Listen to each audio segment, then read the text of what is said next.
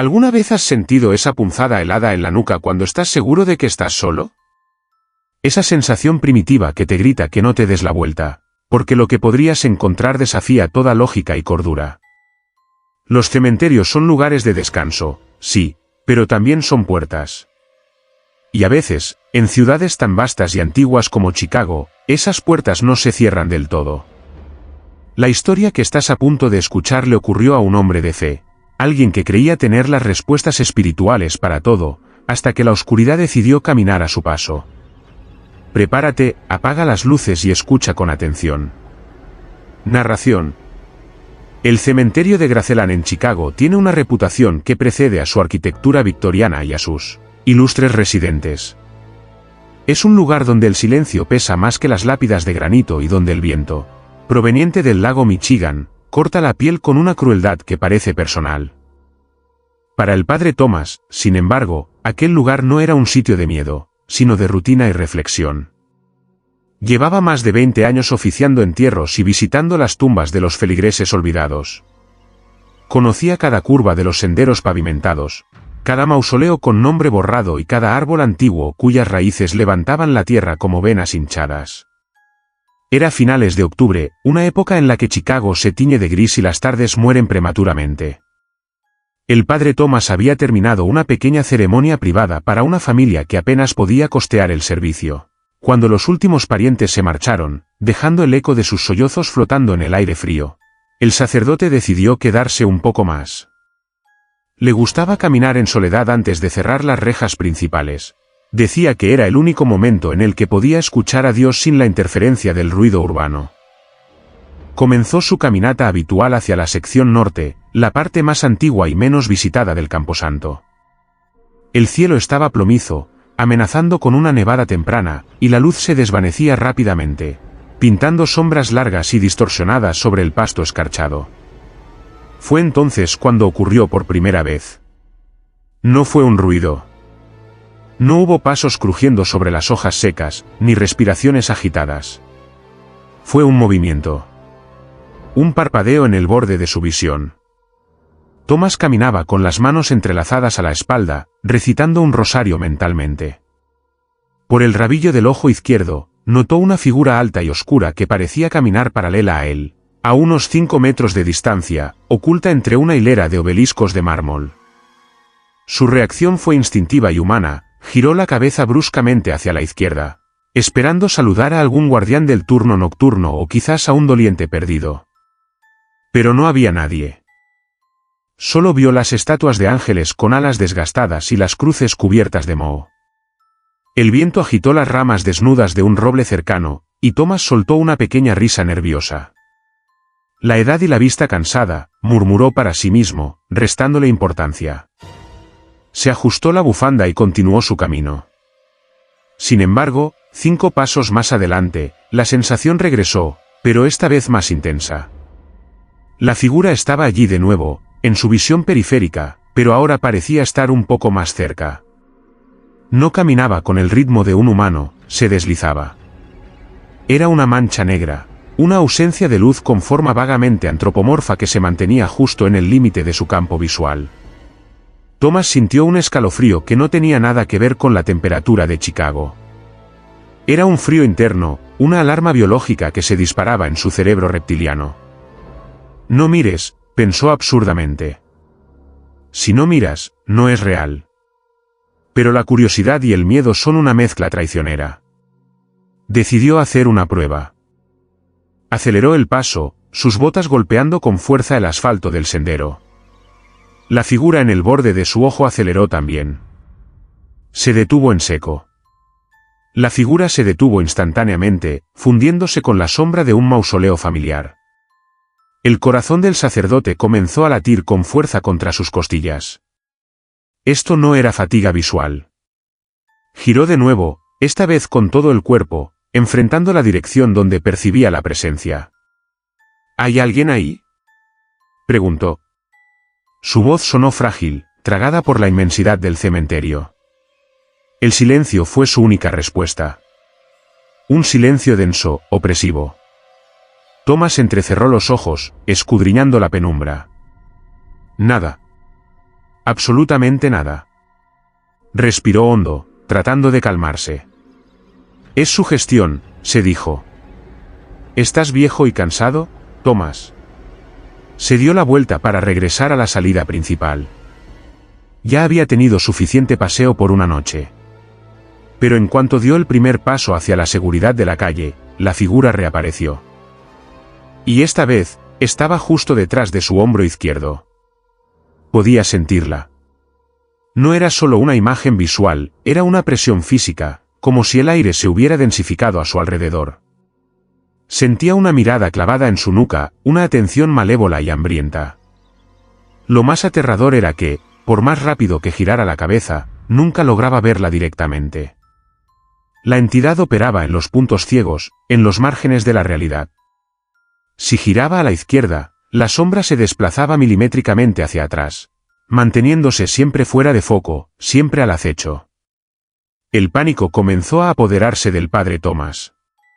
Empezó a rezar en voz alta, el Padre Nuestro brotando de sus labios como un escudo desesperado. Líbranos del mal. Pero mientras rezaba, se dio cuenta de algo que heló su sangre. El sonido de sus propios pasos tenía un eco. Un eco que no estaba sincronizado. Clac, clac, arrastre. Clac, clac, arrastre. Alguien, o algo, estaba imitando su caminar, pero con una cadencia rota, como si arrastrara una extremidad muerta. Y estaba muy cerca. Tan cerca que Thomas podía jurar que sentía un aliento gélido y pútrido rozando su oreja. El sacerdote, un hombre de 60 años, comenzó a correr. No fue una decisión consciente, sino un acto de supervivencia pura. Corrió hacia las luces de la avenida Clark, que se veían a lo lejos como faros de salvación. El cementerio parecía haberse estirado, el camino hacia la salida se sentía interminable. Y la figura corría con él. En su visión periférica, la mancha negra se había transformado. Ya no era solo una sombra, ahora podía distinguir extremidades largas y delgadas que se agitaban de manera antinatural, como las patas de una araña gigante. La cosa no corría sobre el suelo, sino que parecía flotar a centímetros de la hierba, impulsándose con una energía oscura. Thomas no se atrevía a mirar atrás.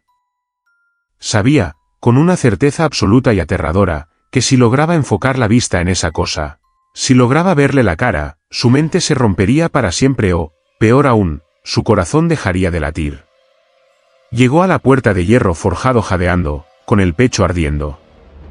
Buscó torpemente las llaves en su bolsillo, temblando violentamente. El sonido de arrastre estaba justo detrás de él. SSSS. Logró abrir la pequeña puerta peatonal y se lanzó hacia la acera, cayendo de rodillas sobre el concreto de la ciudad. El ruido del tráfico, los autos pasando, las luces de los faroles, todo le pareció glorioso. Se giró rápidamente hacia el cementerio, esperando ver al monstruo acechando tras las rejas. Pero el sendero estaba vacío. Solo las hojas muertas rodaban empujadas por el viento. El padre Thomas se puso de pie, sacudiéndose el polvo, tratando de recuperar su dignidad sacerdotal ante la mirada extrañada de un transeúnte. Se convenció de que había sido un ataque de pánico, una bajada de presión. Sin embargo, esa noche, al llegar a la rectoría, se miró en el espejo del baño para lavarse la cara. Y allí, en el reflejo, vio por qué nunca debía haber bajado la guardia. En la esquina del espejo, en el borde mismo del cristal, justo detrás de su hombro izquierdo, había una figura alta y oscura. No se había quedado en el cementerio. Thomas giró violentamente. No había nadie en el baño. Pero cuando volvió a mirar al espejo, la figura seguía allí, estática, esperando. Comprendió entonces la maldición, ya no importaba dónde estuviera, ni cuánta luz hubiera. Aquello que había encontrado en el cementerio de Chicago se había atado a él. Ahora vivía en su visión periférica, una compañía eterna que aguardaba pacientemente el día en que sus ojos fallaran o la muerte lo reclamara, para finalmente, poder mirarlo de frente. Esa sensación de que alguien te observa, quizás no sea solo tu imaginación. Si esta historia te hizo mirar por encima del hombro, dale un me gusta al vídeo ahora mismo para protegerte de lo que no puedes ver. Y si eres valiente, suscríbete al canal y activa la campana, no querrás perderte la siguiente historia, donde una campana suena sin que nadie la toque. Déjame en los comentarios, ¿alguna vez has visto algo por el rabillo del ojo que desaparece al voltear? Te leo. Historia 2. La campana que repicó en Galicia sin cuerda. La aldea de San Cibrao, escondida en los pliegues profundos de las montañas de Ourense, es uno de esos lugares que no aparecen en los mapas turísticos. Es un pueblo de piedra gris y tejados de pizarra, perpetuamente abrazado por una niebla baja que los lugareños llaman bretema. En el punto más alto del pueblo, custodiando un cementerio que databa del siglo XVII, se alzaba la vieja iglesia de Santa María. La iglesia estaba en ruinas, el techo se había derrumbado hacía décadas, pero el campanario seguía en pie, como un dedo acusador apuntando al cielo plomizo. Manuel no era un hombre supersticioso. Era un contratista de 40 años, un hombre de manos callosas y mente lógica, contratado por el ayuntamiento para una tarea específica, asegurar la estructura del campanario y, lo más importante, inutilizar la gran campana de bronce. Los vecinos se habían quejado. Decían que el viento la hacía sonar en las noches de tormenta y que ese sonido traía mala suerte al ganado y pesadillas a los niños. La orden era clara: cortar la cuerda, bloquear el badajo y sellar el acceso.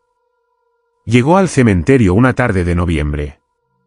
El aire olía a tierra mojada y a crisantemos podridos. Mientras descargaba sus herramientas de la camioneta, sintió las miradas de algunos ancianos que observaban desde las ventanas de sus casas, ocultos tras cortinas de encaje. Nadie se acercó a saludarlo. El silencio en el cementerio era absoluto, solo roto por el crujido de sus botas sobre la grava. Manuel miró hacia arriba. La campana era enorme, una bestia de bronce verde por la oxidación, decorada con relieves de santos cuyos rostros se habían borrado con el tiempo. La cuerda que colgaba hasta la base de la torre era gruesa, de cáñamo viejo, deshilachada y oscurecida por años de humedad. Subió por la estrecha escalera de caracol de piedra, cargando una sierra, cuñas de madera y cadenas. Los escalones estaban resbaladizos por el musgo. Al llegar al cuerpo de campanas, el viento soplaba con fuerza, silbando a través de los arcos de piedra. Manuel se acercó a la campana. De cerca, imponía un respeto primitivo. Podía leer una inscripción en latín grabada en el metal: Vivos voco, mortuos plango, llamo a los vivos, lloro a los muertos. Hoy dejas de llorar, murmuró Manuel, sacando su navaja de trabajo. Primero, se aseguró de que la campana no pudiera moverse. Colocó cuñas de madera dura entre el bronce y el yugo de piedra. Luego, tomó las cadenas y aseguró el badajo, esa lengua de metal pesado que golpeaba las paredes de la campana, inmovilizándolo completamente. Finalmente, con un gesto teatral para una audiencia inexistente, tomó la gruesa cuerda de cáñamo y la cortó lo más alto que pudo alcanzar. La soga cayó al suelo de la torre con un golpe seco y sordo, como el cuerpo de una serpiente muerta. Trabajo terminado. La física era la física. Sin cuerda para tirar y con el badajo encadenado, aquel objeto no era más que una tonelada de metal inerte. Manuel bajó las escaleras, satisfecho. Se sacudió el polvo de las manos y comenzó a recoger sus herramientas en la base de la torre. El sol empezaba a ponerse, tiñendo las nubes de un violeta amoratado. Estaba cerrando la caja de herramientas cuando lo escuchó. No fue un sonido tímido. No fue el roce del viento. Don. El sonido fue tan fuerte, tan profundo y resonante, que Manuel sintió la vibración en sus muelas. Se quedó paralizado, con la mano sobre el cerrojo de la camioneta. El eco rodó por el valle, rebotando en las montañas como un trueno atrapado. Imposible, susurró. Miró hacia la torre. La campana estaba quieta. Tenía que ser un error, quizás un sonido proveniente de otro pueblo, un efecto acústico del valle. Don. El segundo tañido fue más fuerte que el primero. Manuel vio, con sus propios ojos, como una bandada de cuervos salía despavorida de los árboles cercanos. El sonido venía de allí arriba. De la torre que él acababa de silenciar. El miedo lógico de Manuel intentó buscar una explicación. ¿Algún bromista había subido? ¿Un fallo en las cuñas de madera? La rabia superó al miedo momentáneamente. No iba a dejar que un pueblo de supersticiosos se burlara de su trabajo. Cogió su linterna y corrió de vuelta a la entrada de la torre. Subió los escalones de dos en dos, con el corazón martilleando en el pecho. ¡Don! El tercer tañido lo atrapó a mitad de la escalera. El sonido dentro de la estructura de piedra era ensordecedor, doloroso. Era un sonido que no solo se oía, se sentía en los huesos, una frecuencia que revolvía el estómago. Cuando llegó al último escalón y alumbró con su linterna hacia el campanario, la escena que vio desafió todo lo que conocía sobre el mundo. No había nadie. La cuerda seguía cortada, tirada en el suelo donde la había dejado. Pero la campana se movía. Y no se mecía suavemente por el viento. La inmensa mole de bronce se balanceaba con una violencia furiosa, girando sobre su eje hasta casi dar la vuelta completa. Las cuñas de madera que Manuel había colocado estaban pulverizadas, convertidas en aserrín que flotaba en el aire. Y el badajo, las cadenas que lo sujetaban estaban rotas, los eslabones de acero partidos como si fueran de plastilina. ¡Don! El cuarto tañido lo golpeó de frente. Manuel cayó de rodillas, tapándose los oídos, gritando de dolor. Pero lo peor no fue el sonido. Fue lo que vio bajo la luz estroboscópica de su linterna que parpadeaba. La campana no se movía sola. En el yugo de la campana, en la parte superior donde el metal se unía a la piedra, había marcas. Marcas que aparecían y desaparecían. Eran huellas de manos. Manos traslúcidas, pálidas, huesudas, que empujaban el bronce con una fuerza sobrehumana. Y no era solo una. A medida que sus ojos se adaptaban a la penumbra y al terror, Manuel vio que el campanario estaba lleno. Sombras alargadas, figuras vestidas con túnicas blancas y capuchas, rodeaban la campana. No tenían rostros, solo oscuridad bajo las capuchas. Tiraban de una cuerda invisible, una cuerda espectral que atravesaba el suelo de piedra y se hundía en la tierra del cementerio abajo. Era la Santa Compaña. La procesión de almas en pena. Y estaban usando la campana para llamar a alguien. Manuel quiso huir, pero sus piernas no respondían. Estaba clavado al suelo por el terror absoluto. Entonces, el ritmo de la campana cambió. Dejó de ser un tañido lento y solemne para convertirse en un repique frenético, una alarma de muerte. Una de las figuras encapuchadas, la que estaba más cerca de él, giró lentamente la cabeza. Aunque no había rostro, Manuel sintió la mirada. La figura levantó un brazo esquelético y señaló hacia él. ¿O no? No señalaba a él. Señalaba detrás de él. Manuel giró la cabeza, temblando. Detrás de él, en la escalera, no había salida. La oscuridad de la escalera se había densificado. Y subiendo por los escalones, escuchó pasos. Pasos húmedos, pesados. Cloc, cloc, cloc. Alguien subía a responder al llamado de la campana. El instinto de supervivencia de Manuel se encendió como una llamarada. Ignorando el dolor en sus oídos y la locura que tenía enfrente, se lanzó hacia el hueco de la escalera, empujando a través de la densidad fría que subía. Sintió manos heladas rozando su ropa, susurros en un idioma antiguo que le erizaron la piel, pero no se detuvo.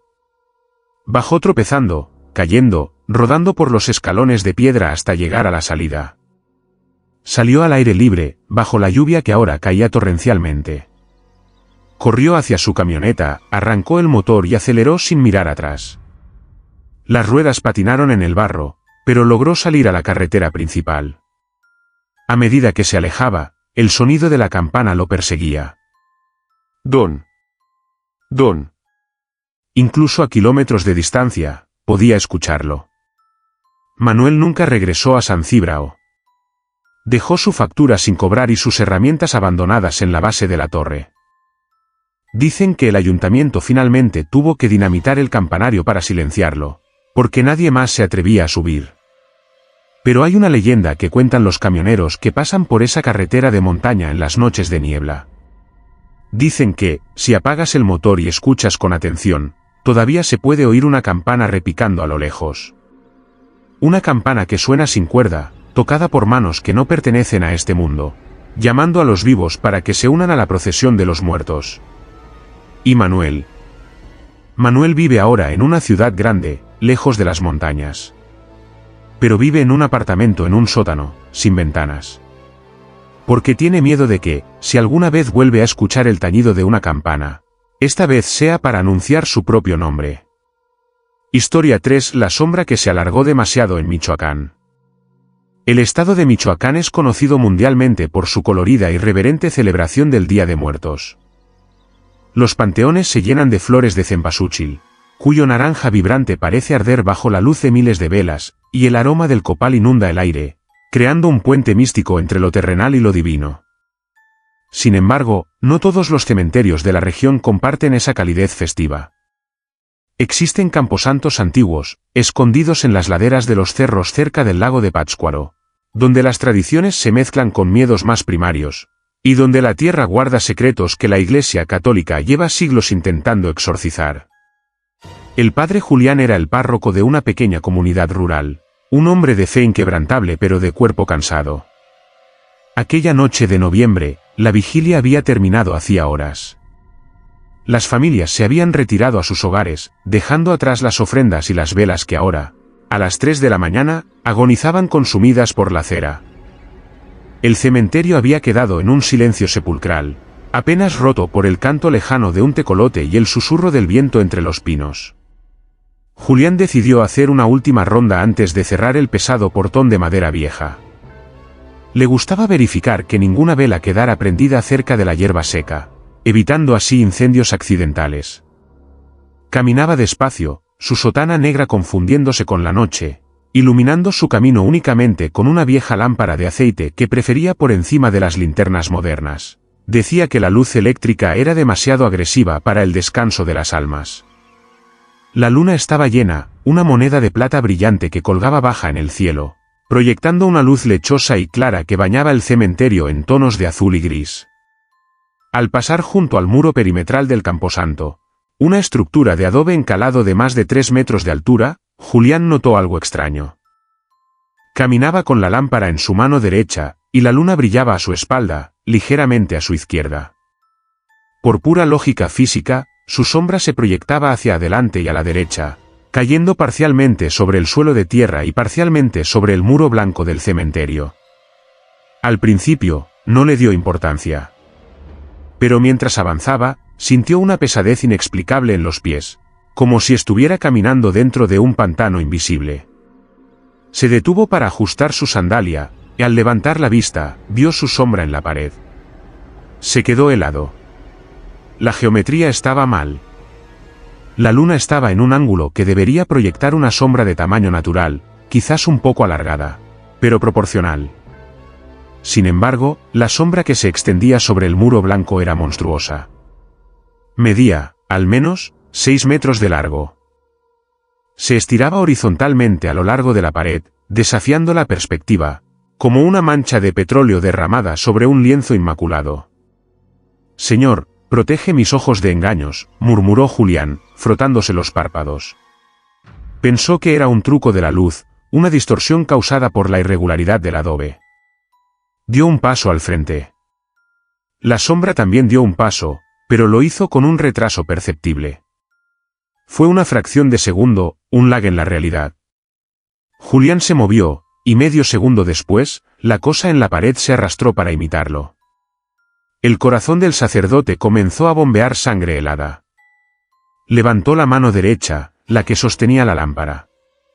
La sombra levantó su brazo, pero el brazo de la sombra no terminaba en una mano sosteniendo una lámpara. El brazo de la sombra seguía creciendo.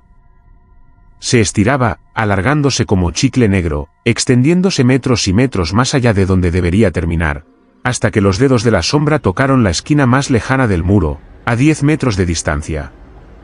Aquello no era una proyección óptica. Aquello tenía densidad. La negrura de la sombra en la pared era absoluta, un agujero en el universo que absorbía la luz de la luna. Y entonces, comenzó a cambiar de forma.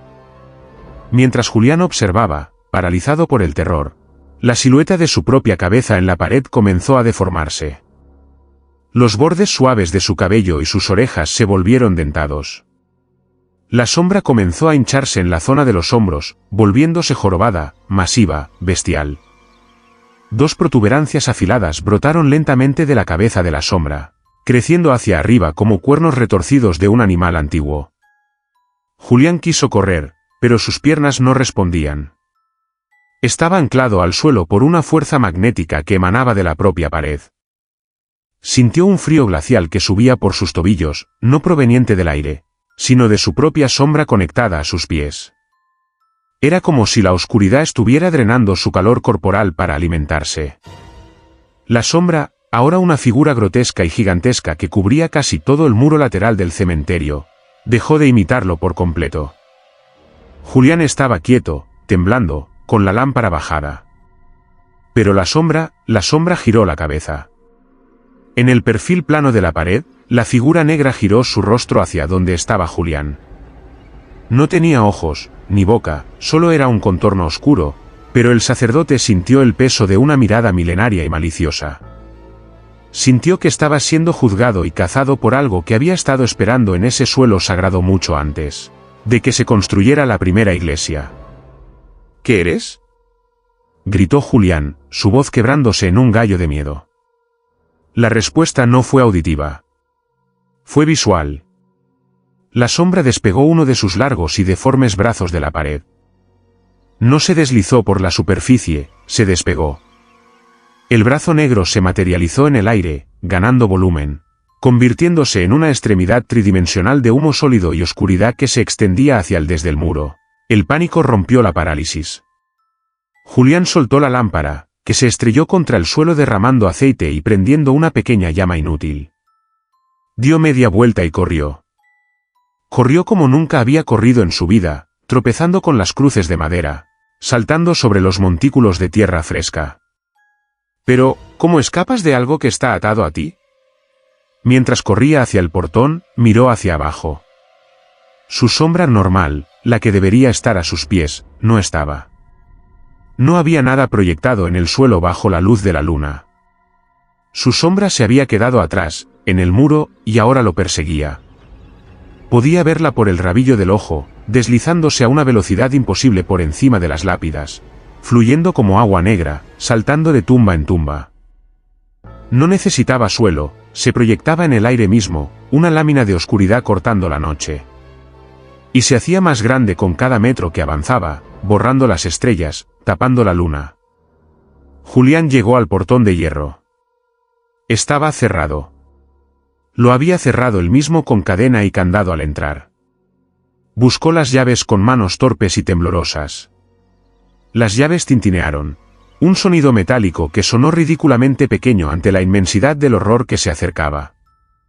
Sintió que la temperatura bajaba drásticamente a su espalda. El olor a cempasúchil y copal desapareció, reemplazado por un hedor a ozono y tierra podrida. Una oscuridad física lo envolvió. La sombra lo había alcanzado. Julián no se atrevió a voltear. Sintió como algo frío y plano, como una sábana de hielo, se posaba sobre su espalda. La sombra no lo golpeó, se fusionó con él. Sintió como la oscuridad entraba por sus poros, llenando sus pulmones, pesando en su alma. Sus rodillas cedieron y cayó contra los barrotes fríos del portón. A la mañana siguiente, los pobladores encontraron al padre Julián inconsciente junto a la entrada del cementerio. Estaba vivo, pero catatónico. Su piel estaba pálida, casi translúcida, y sus ojos estaban abiertos, fijos en un punto muerto, llenos de un terror que no podía verbalizar. Lo llevaron a la clínica local y luego a un hospital en Morelia. Los médicos hablaron de un derrame, de un shock traumático, de hipotermia. Pero los ancianos del pueblo, aquellos que conocían las historias viejas de la meseta purépecha, sabían que algo más había pasado. Porque cuando levantaron al padre Julián para ponerlo en la camilla bajo el sol de la mañana, todos notaron el detalle que los hizo persignarse y retroceder con miedo. El sol brillaba fuerte y claro. Los paramédicos proyectaban sombras definidas en el suelo polvoriento. La camilla proyectaba su sombra. Pero el padre Julián, acostado allí, bajo la luz directa del sol, no proyectaba sombra alguna. El suelo debajo de él estaba iluminado. Su cuerpo parecía dejar pasar la luz como si fuera de cristal.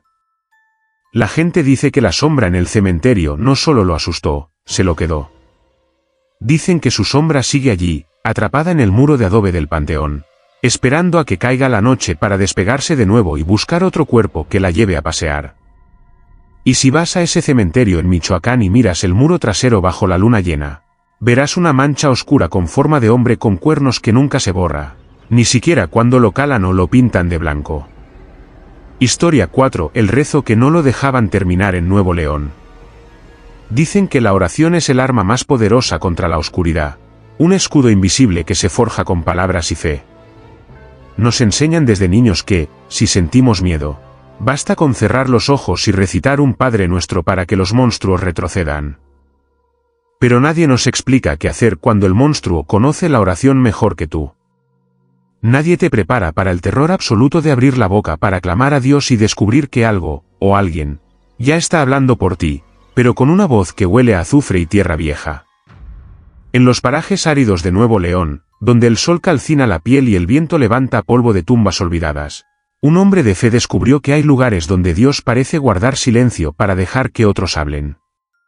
Esta historia te hará cuestionar qué es lo que realmente escuchas cuando crees que estás rezando en soledad. El municipio de Galeana, al sur del estado de Nuevo León, es una región de belleza agreste, dominada por cerros imponentes y llanuras semidesérticas donde el tiempo parece haberse estancado. El cementerio de la pequeña comunidad de San Rafael no era diferente. Era un cuadrado de tierra seca rodeado por una barda de piedra bola, donde las cruces de madera se blanqueaban bajo el sol implacable y las lápidas de cemento se agrietaban con los cambios bruscos de temperatura. El padre Gabriel había llegado a la parroquia hacía apenas 6 meses. Era un hombre joven, idealista, convencido de que su misión era revivir la fe en aquellas comunidades alejadas. Una de sus costumbres era visitar el camposanto al atardecer, justo cuando el calor sofocante del día comenzaba a ceder ante el fresco de la sierra. Iba allí para rezar el rosario por las ánimas benditas, aquellas almas que, según la tradición, no tenían a nadie vivo que pidiera por ellas. Aquella tarde de jueves, el cielo estaba teñido de un naranja violento, presagio de viento fuerte. Gabriel caminó hasta el centro del panteón, deteniéndose frente a una fosa común antigua, apenas marcada por un montículo de piedras y una cruz de hierro oxidado sin nombre. Se ajustó la estola morada sobre los hombros, besó su crucifijo y se preparó para iniciar el ritual. El cementerio estaba vacío.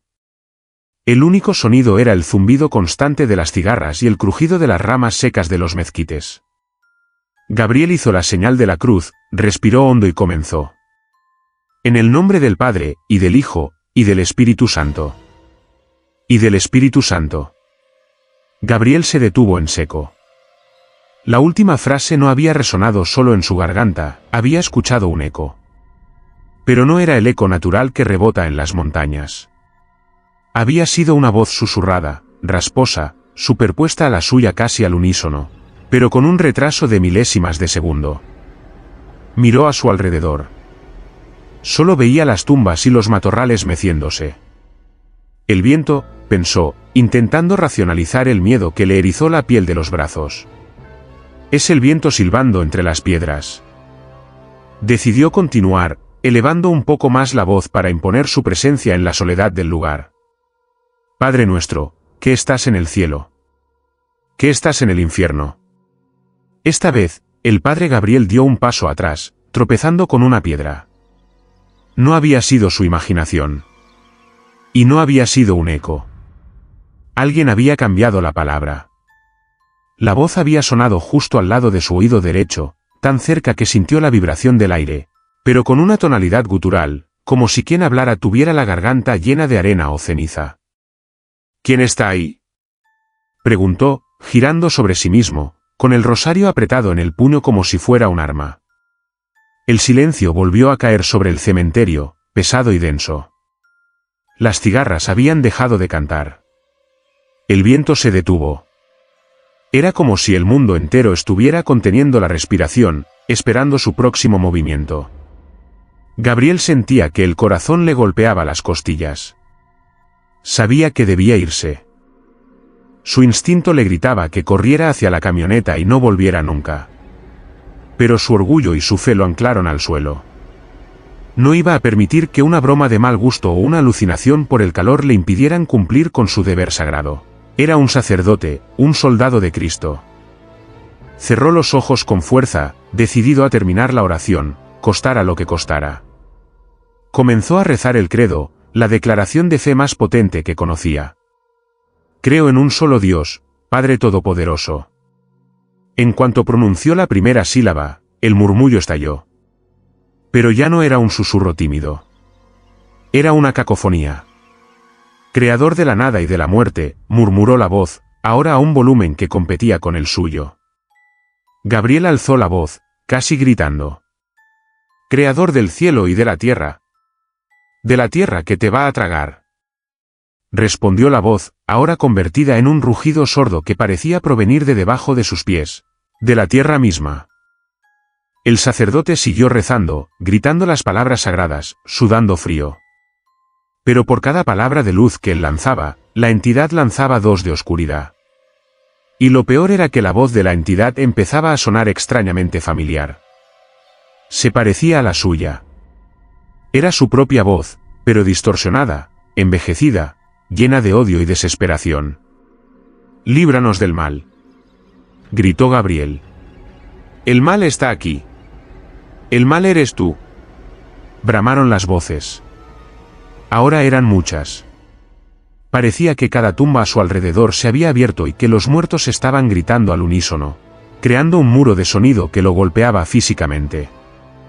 Gabriel sintió una presión en el pecho, como si unas manos invisibles le apretaran los pulmones. Le faltaba el aire. Intentó seguir, intentó decir amén, pero la palabra se le atascó en la garganta. Sintió dedos fríos y largos cerrándose alrededor de su cuello, no para estrangularlo, sino para taparle la boca. Cállate, susurró una voz directamente en su oído izquierdo, húmeda y fétida. Aquí no se habla de él. Aquí solo escuchamos nosotros. La presión sonora se volvió insoportable. Gabriel cayó de rodillas en la tierra polvorienta, llevándose las manos a los oídos. Pero taparse los oídos no servía de nada, porque las voces resonaban dentro de su cabeza, retumbando en su cráneo. Estaban rezando, sí, pero rezaban una liturgia blasfema, invirtiendo cada salmo, maldiciendo cada bendición. El sacerdote, abrumado y aterrorizado, intentó una última defensa mental. Intentó rezar en su mente, sin mover los labios. Dios mío, ayúdame, pensó con todas sus fuerzas. Y entonces, la voz habló dentro de su mente, clara y burlona, ni siquiera ahí estás solo, Gabriel. También escuchamos lo que piensas. Fue el golpe final. La violación absoluta de su santuario interior. Gabriel soltó un grito que no fue una oración, sino un alarido de terror puro, humano y animal. Se levantó a trompicones, abandonando su estola y su libro de oraciones en el suelo, y corrió. Corrió hacia la salida del cementerio de San Rafael mientras las risas lo perseguían. Risas que sonaban como piedras chocando entre sí. Risas que celebraban su huida, su derrota. Mientras corría, seguía intentando terminar el Padre Nuestro, intentando llegar al amén. Pero cada vez que lo intentaba, su lengua se trababa, su mente se nublaba y solo salían balbuceos incoherentes. Llegó a su vehículo, entró y cerró los seguros con manos temblorosas. Arrancó el motor y salió derrapando, levantando una nube de polvo que la luna iluminó fantasmalmente. Condujo kilómetros sin mirar atrás, hasta llegar a la seguridad de la carretera federal iluminada. El padre Gabriel pidió su traslado a la semana siguiente. Dijo que el clima no le sentaba bien, que tenía problemas respiratorios. Nunca le contó a sus superiores la verdad, que había perdido la capacidad de rezar en voz alta. Hoy, vive en una ciudad grande, en Monterrey, donde el ruido del tráfico es constante. Dice que prefiere el ruido porque el silencio lo aterroriza. Y cuando tiene que oficiar misa, lo hace rápido, murmurando, siempre con miedo. Porque a veces, en medio de la homilía, cuando hace una pausa para respirar, le parece escuchar, muy bajito, una voz que viene del fondo de la iglesia o de debajo del altar, una voz que completa sus frases antes que él, recordándole que hay deudas que no se pagan con dinero, y oraciones que nunca se deben dejar a medias. En Nuevo León, en aquel cementerio perdido, algo se quedó con el final de su rezo, y está esperando a que él regrese para devolvérselo. Hay silencios que no están vacíos, están llenos de cosas que esperan a que tú te calles para poder hablar. Si alguna vez has sentido que te interrumpen cuando estás solo, dale un me gusta a este vídeo para que tu voz sea siempre más fuerte que la de ellos. Y no olvides suscribirte al canal, porque en la próxima historia viajaremos a España, a Extremadura, donde una tumba helada en pleno verano esconde un secreto que cruje bajo la piedra. No querrás perderte lo que hay dentro. Cuéntame en los comentarios, ¿alguna vez has escuchado voces mientras rezabas o meditabas? Te leo. Historia 5. La tumba fría en pleno verano en Extremadura. Extremadura, esa vasta región al oeste de España, es conocida por muchas cosas, sus dehesas de encinas, su historia de conquistadores y ruinas romanas, y su gastronomía austera y deliciosa. Pero si hay algo que define a esta tierra, especialmente en los meses de julio y agosto, es el calor. No es un calor cualquiera, es un fuego invisible que cae del cielo y emana de la tierra, convirtiendo el aire en un horno irrespirable. Los lugareños saben que, durante la siesta, cuando el sol está en su cenit y los termómetros superan los 45 grados a la sombra, nadie debe estar en la calle. Dicen que a esas horas solo caminan los lagartos y los locos. Pero hay lugares donde el calor de los vivos no llega.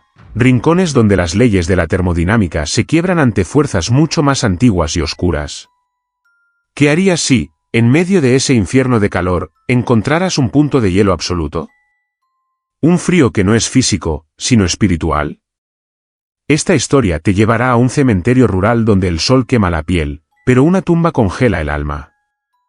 El cementerio de Trujillo, ubicado en una colina pedregosa a las afueras del pueblo, parecía vibrar bajo la calima de agosto. El aire estaba tan caliente que distorsionaba la visión, haciendo que las cruces de hierro y los panteones de granito parecieran bailar como espejismos en un desierto. Todo estaba seco, amarillo y polvoriento.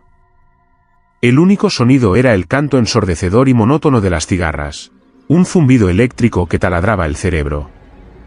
Andrés, un restaurador de piedra de 35 años, maldecía su suerte y su necesidad de dinero.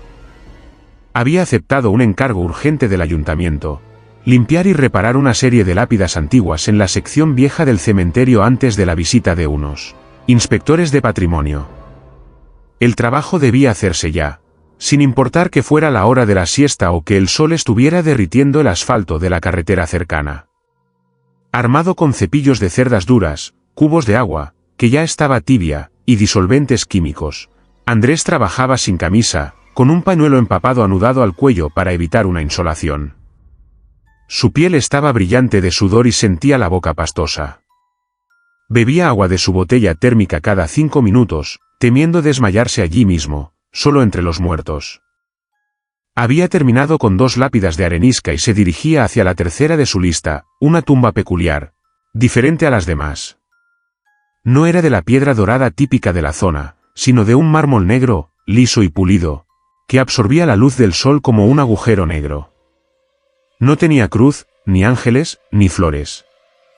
Solo una losa rectangular, masiva y pesada, con un nombre grabado que el musgo y la suciedad habían hecho ilegible, de Álvaro de 1890. Andrés se acercó, entrecerrando los ojos por el resplandor del sol. Pensó que esa piedra negra debía estar ardiendo. Por simple lógica, un objeto negro bajo el sol de Extremadura a las 3 de la tarde debería alcanzar temperaturas capaces de freír un huevo o quemar la piel al contacto. Se puso sus guantes de trabajo, preparó el cepillo y vertió un poco de agua sobre la superficie para ablandar la costra de suciedad. Lo que sucedió a continuación desafió toda explicación. El agua no se evaporó. El agua no humeó al tocar la piedra caliente. El agua se congeló. Andrés parpadeó, aturdido. Observó cómo el charco que acababa de verter se cristalizaba instantáneamente, formando una fina capa de escarcha blanca sobre el mármol negro. Un vaho frío, como el que sale de un congelador abierto, se elevó desde la superficie de la tumba, contrastando violentamente con el aire ardiente del cementerio. «¿Qué demonios?», murmuró, retrocediendo un paso. Se quitó el guante de la mano derecha. Tenía que ser un efecto químico, una reacción extraña entre el disolvente que había en el cubo y la piedra. O tal vez era él, tal vez el golpe de calor le estaba haciendo alucinar. Necesitaba tocarlo para creerlo. Con cautela, acercó la mano desnuda a la losa. Incluso antes de tocarla, sintió la emanación. Era como acercar la mano a un bloque de hielo seco. El aire alrededor de la tumba estaba a varios grados bajo cero. Ignorando la alarma en su cerebro, Andrés posó la palma de su mano en el centro de la lápida. El dolor fue instantáneo y agudo. No fue el dolor de una quemadura por calor, sino la mordida atroz del frío extremo. Sintió como la piel de su palma se pegaba a la piedra, como el frío subía por los huesos de su brazo como una inyección de mercurio líquido, paralizando sus nervios, buscando su corazón. Intentó retirar la mano, pero estaba adherida. El sudor de su palma se había convertido en pegamento de hielo. Y entonces, lo oyó. ¡Crack! Un estalo seco, fuerte, resonó. Pero no vino de la superficie de la piedra. No fue el mármol rompiéndose por fuera. El sonido vino de dentro. De abajo. Andrés, con la mano pegada y el brazo entumecido, pegó la oreja a la piedra, casi por instinto, intentando entender qué pasaba. Crack. Crack. Crack. Eran sonidos de fractura. Sonaba como un lago congelado que empieza a quebrarse bajo el peso de alguien que camina sobre él. Pero había algo más. Entre los crujidos del hielo subterráneo, escuchó algo que le heló la sangre más que la propia piedra. Escuchó una respiración. Una respiración lenta, rasposa y cristalizada. La respiración de alguien que ha estado atrapado en un invierno eterno, enterrado bajo metros de tierra ardiente. Frío, susurró una voz. No la escuchó con los oídos, sino que la vibración pasó directamente de la piedra a los huesos de su cráneo. Tengo tanto frío. Dame tu calor. Andrés sintió un tirón. No físico, sino vital. Sintió como la energía, el calor de su cuerpo, su vida misma, estaba siendo succionada a través de su mano hacia el interior de la tumba. Su visión comenzó a nublarse, los bordes se tiñeron de negro. El sol de Extremadura seguía brillando arriba, las cigarras seguían cantando, pero Andrés estaba muriendo de hipotermia en medio del verano. Vio cómo la escarcha comenzaba a trepar por su muñeca, cubriendo los pelos de su antebrazo, volviéndolos blancos y quebradizos. Su piel se tornaba azul. «No», gritó, con la poca fuerza que le quedaba. Con un esfuerzo sobrehumano, impulsado por el terror puro a ser consumido por esa entidad helada, Andrés se tiró hacia atrás, usando todo el peso de su cuerpo. Sintió un desgarro doloroso en la palma de su mano. La piel se rompió, dejando un pedazo de carne pegado a la tumba, pero logró liberarse. Cayó de espaldas sobre la tierra seca y caliente. El impacto del suelo ardiendo en su espalda fue una bendición. Se arrastró lejos de la tumba, jadeando, acunando su mano sangrante y congelada contra su pecho. Miró hacia la lápida de mármol negro. La capa de hielo que la cubría se estaba expandiendo. Y entonces, ante sus ojos horrorizados, la losa se partió por la mitad con un estruendo similar a un disparo. Una grieta negra y profunda se abrió en el centro. Y de esa grieta, no salió un cadáver podrido. Salió una niebla. Una niebla densa, azulada y pesada que se derramó por los costados de la tumba, matando instantáneamente la hierba seca que tocaba, convirtiéndola en polvo gris. Andrés no esperó a ver qué venía detrás de la niebla. Se levantó, mareado, y corrió hacia la salida, dejando atrás sus herramientas, su agua y su dignidad. Corrió bajo el sol de 40 grados, pero sus dientes castañeteaban incontrolablemente. Sentía un frío interno que el sol no podía tocar. Llegó a su coche, encendió la calefacción al máximo a pesar de que fuera agosto, y condujo hasta el hospital de Cáceres. Los médicos le trataron la mano por quemaduras de tercer grado, por congelación. Nadie creyó su historia. Dijeron que quizás había estado manipulando nitrógeno líquido o algún químico industrial. Andrés nunca volvió al cementerio de Trujillo. Dejó el oficio de restaurador. Ahora trabaja en una panadería, cerca de los hornos. Necesita estar cerca del fuego todo el tiempo. Porque, aunque han pasado años, su mano derecha siempre está fría. Y en las noches de verano, cuando el calor aprieta y todos duermen con las ventanas abiertas, Andrés se tapa con 3 mantas, temblando, porque a veces, justo cuando está a punto de dormirse, escucha un crujido seco debajo de su cama, y una voz que le susurra: «Todavía tengo frío». Hay fríos que no se quitan con mantas, porque vienen de lugares donde el sol nunca ha brillado. Si esta historia te ha provocado un escalofrío en pleno calor, dale un me gusta al vídeo para calentar el ambiente. Y si quieres saber qué más se esconde en los cementerios del mundo, suscríbete ahora mismo. La próxima parada es Sonora, México, donde una fuerza invisible tiene la mala costumbre de empujar a los vivos hacia las fosas abiertas. ¿No querrás caer ahí? Déjame en los comentarios, ¿qué prefieres, morir de frío o morir de miedo? Te leo. Historia 6. La presencia que empujó al padre en Sonora. La física nos enseña una ley fundamental: para que un cuerpo se mueva, se necesita que otro cuerpo aplique una fuerza sobre él. Es el principio de acción y reacción.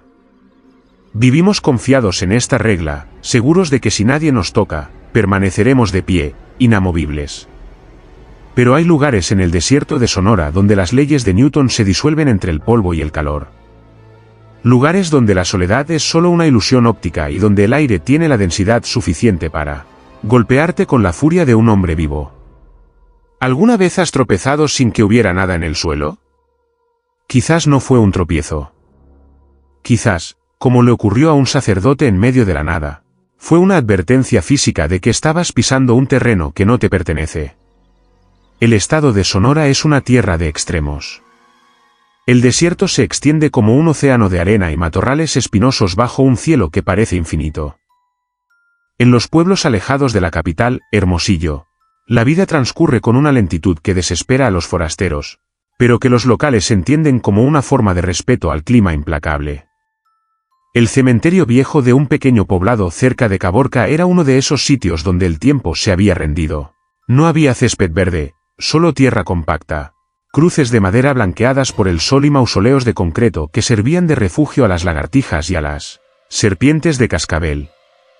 El padre Esteban no era un hombre fácil de asustar. Con 50 años y una vida dedicada al servicio en comunidades rurales, había visto de todo: pobreza, violencia, milagros y tragedias. Era un hombre robusto, de manos grandes y fe práctica. Aquella tarde de martes, había acudido al cementerio para inspeccionar los daños causados por una reciente tormenta de arena, una de esas tolvaneras que arrancan techos y derriban árboles. Le habían informado que la barda perimetral del lado sur se había colapsado, dejando las tumbas expuestas a los coyotes y a los saqueadores. Llegó alrededor de las 6 de la tarde.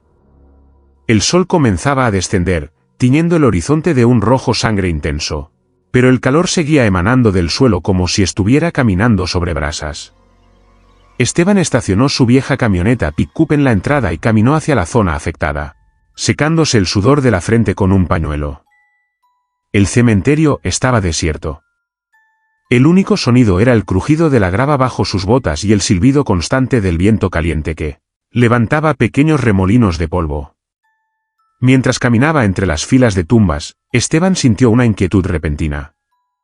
No era miedo, sino una incomodidad física, como la sensación que se tiene antes de una tormenta eléctrica, cuando la estática eriza el vello de los brazos. Llegó a la sección sur. Efectivamente, una parte del muro de adobe se había derrumbado, esparciendo escombros sobre varias sepulturas antiguas. El sacerdote suspiró, calculando mentalmente el costo de la reparación y organizando en su cabeza a los voluntarios de la parroquia para el trabajo. Se acercó a una lápida que había quedado parcialmente cubierta por los ladrillos caídos. Era una tumba olvidada, sin nombre, solo con una fecha apenas legible, 1923. Esteban se inclinó para mover un ladrillo pesado que descansaba sobre la losa. «Descansa en paz, quienquiera que seas», murmuró por costumbre. En ese momento, el viento cesó.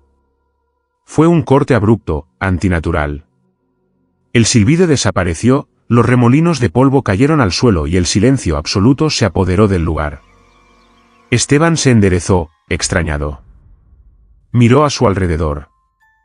La atmósfera se había vuelto densa, pesada.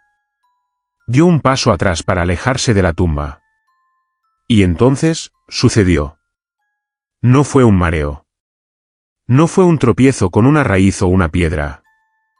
Fue un impacto. Esteban sintió, con total claridad, dos manos grandes y fuertes que se posaban sobre su pecho, justo en el esternón. Sintió la presión de las palmas, la fuerza de los dedos clavándose en su sotana. Y luego, el empujón. Fue un golpe violento, seco y brutal, ejecutado con una fuerza que ningún ser humano promedio podría haber generado desde una posición estática. El sacerdote, un hombre de 90 kilos, salió despedido hacia atrás. Sus pies se despegaron del suelo. Voló, literalmente, casi 2 metros por el aire.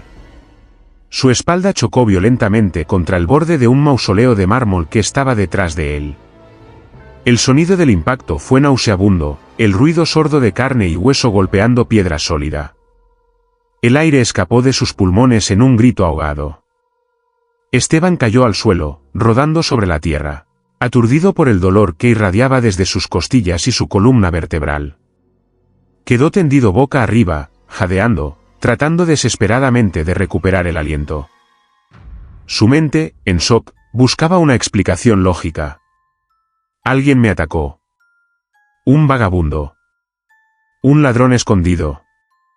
Con un esfuerzo doloroso, haciendo muecas, levantó la cabeza y miró hacia el lugar donde había estado parado. Esperaba ver a un hombre, a un agresor burlándose de él o preparándose para rematarlo. No había nadie. El espacio frente a la tumba de 1923 estaba vacío. No había dónde esconderse. El terreno era plano en esa sección, y la luz del atardecer iluminaba todo con claridad. Si hubiera habido alguien, Esteban lo habría visto correr. Pero la tierra suelta alrededor de sus propias huellas estaba intacta. No había otras pisadas.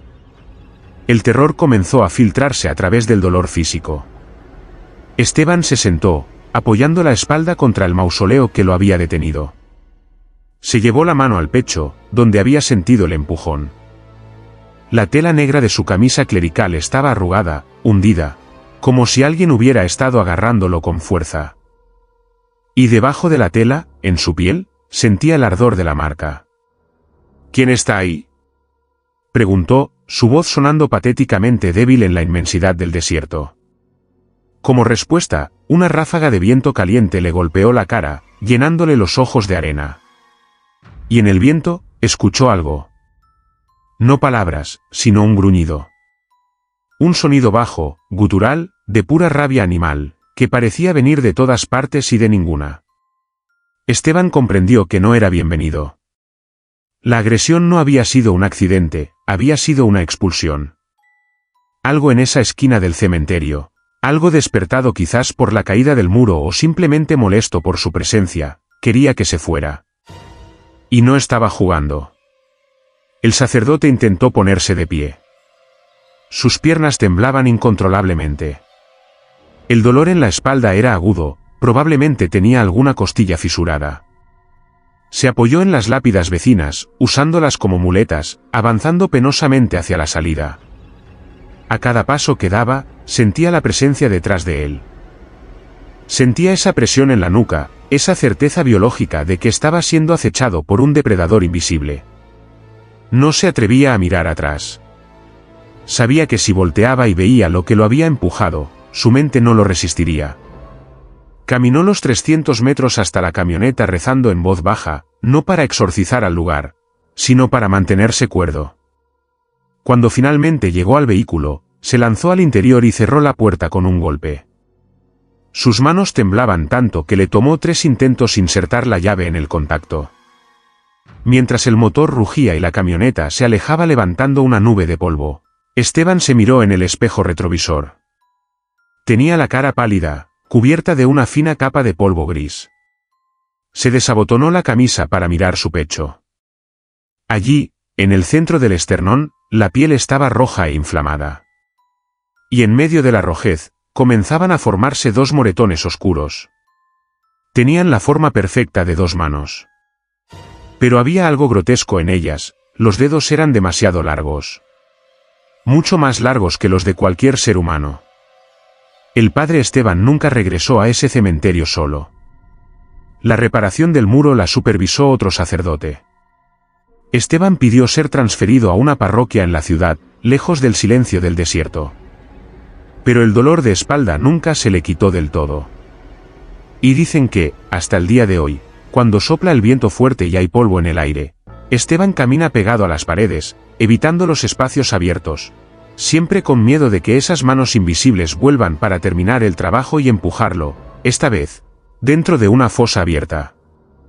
A veces, la gravedad no es lo único que te puede tirar al suelo. Hay fuerzas que no necesitan cuerpo para tener fuerza bruta. Si esta historia te ha hecho sentir vulnerable en los espacios abiertos, deja tu like ahora mismo para anclarte a la realidad. Y suscríbete al canal, porque la próxima historia es aún más inquietante. Viajaremos a Texas, donde el viento no solo empuja, sino que canta con voces humanas. ¿Estás listo para escuchar lo que trae la brisa? Déjame en los comentarios, ¿alguna vez te han empujado o tocado sin que hubiera nadie cerca? Te leo. Historia 7. El cántico que provenía del viento en Texas. Hay lugares en el mundo donde el viento no es simplemente aire en movimiento. En las vastas llanuras del oeste de Texas, donde el horizonte se estira hasta que parece romperse y el cielo ocupa más espacio del que la mente humana puede procesar, el viento tiene personalidad. Los viejos rancheros dicen que el viento de Texas tiene memoria, que arrastra consigo los gritos de las guerras comanches, los lamentos de los pioneros que murieron de sed y las oraciones de aquellos que fueron enterrados en tierra dura y seca. Pero hay algo peor que escuchar un lamento en la brisa. Lo verdaderamente aterrador es cuando el viento deja de sonar como aire y comienza a sonar como música. Un coro invisible, afinado y grave, que no necesita pulmones para cantar. Esta es la historia de un hombre que buscaba el sonido del silencio y encontró una sinfonía que casi le cuesta el alma. El condado de Terlingua es un lugar desolado, un paisaje lunar de matorrales y rocas quemadas por el sol, fronterizo con la nada. Allí se encuentra un cementerio histórico, el cementerio de St. Agnes. Un pedazo de tierra cercado por alambre de púas donde las tumbas son poco más que montículos de piedras y cruces, de madera torcidas por décadas de vendavales. Elías era un ingeniero de sonido de Austin, un perfeccionista obsesionado con capturar tonos de sala y ambientes naturales para producciones cinematográficas. Había viajado hasta aquel rincón olvidado de Texas buscando una grabación específica, el sonido del viento puro, sin la contaminación del tráfico, aviones o voces humanas. Necesitaba la soledad absoluta para su trabajo. Llegó al cementerio poco antes del atardecer. El lugar era perfecto. La acústica del valle amplificaba el paso del aire a través de los cañones lejanos, creando un silbido constante y melancólico. Elías montó su equipo con precisión quirúrgica, un micrófono de cañón de alta sensibilidad recubierto con un dirigible peludo para cortar el golpe del viento, conectado a una grabadora digital de alta fidelidad. Se puso sus auriculares profesionales, esos que aíslan el mundo exterior y te sumergen en el detalle microscópico del sonido, y presionó el botón de grabar. Durante los primeros 20 minutos, todo fue normal. Escuchaba el crujido de la hierba seca, el zumbido de alguna mosca perdida y el siseo constante del aire. Era un sonido limpio, solitario, hermoso a su manera. Elías cerró los ojos, dejando que el paisaje sonoro lo envolviera, ajustando ligeramente los niveles de ganancia. Entonces, el viento cambió. No cambió de dirección ni de velocidad. Cambió de textura. A través de los auriculares, Elías comenzó a percibir una frecuencia baja, un zumbido grave que vibraba en el fondo de la mezcla. Al principio pensó que era interferencia eléctrica o quizás un camión pasando a kilómetros de distancia en la carretera interestatal. Miró los medidores de la grabadora. Las agujas no mostraban picos erráticos propios de una interferencia, mostraban una onda sostenida, rítmica. El zumbido comenzó a modularse. Ya no era una sola nota. Eran varias. Y empezaban a armonizar. Elías frunció el ceño y subió el volumen. Lo que escuchó le hizo abrir los ojos de golpe. No era un camión. Eran voces. Sonaba como un canto gregoriano, pero distorsionado, como si fuera cantado a través de un tubo largo y oxidado. Eran voces masculinas, profundas, barítonos que arrastraban las vocales en un lamento eterno. Oh. Ah. Elías se quitó los auriculares rápidamente, esperando escuchar el canto en el aire real. Pero al hacerlo, el sonido desapareció. Solo se oía el viento normal silbando entre las cruces. El cementerio estaba vacío.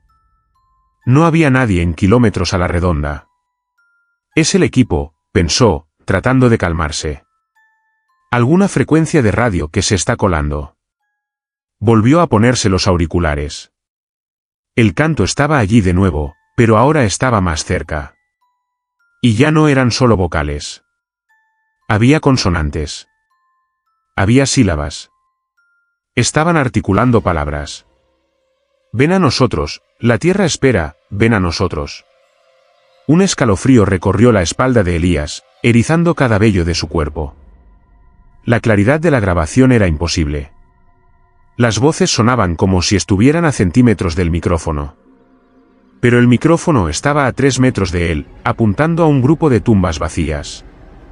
Intentó detener la grabación, pero su dedo se quedó congelado sobre el botón. El cántico evolucionó. Se unieron voces femeninas, agudos estridentes que cortaban la armonía grave de los hombres, creando una disonancia que provocaba náuseas. Y luego, las voces de niños.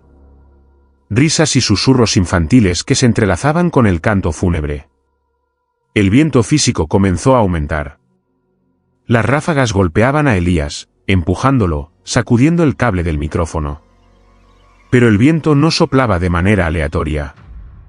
Las ráfagas tenían ritmo. El aire golpeaba en sincronía con el canto que escuchaba en los auriculares. Golpe de viento. Ven. Golpe de viento. Aquí. Elías vio cómo la hierba seca alrededor de las tumbas se aplastaba, no como si el viento la empujara, sino como si pies invisibles estuvieran marchando en círculo alrededor de su equipo. Cientos de pies. El pánico se apoderó de él. Se arrancó los auriculares y los tiró al suelo. Pero esta vez, el sonido no se detuvo.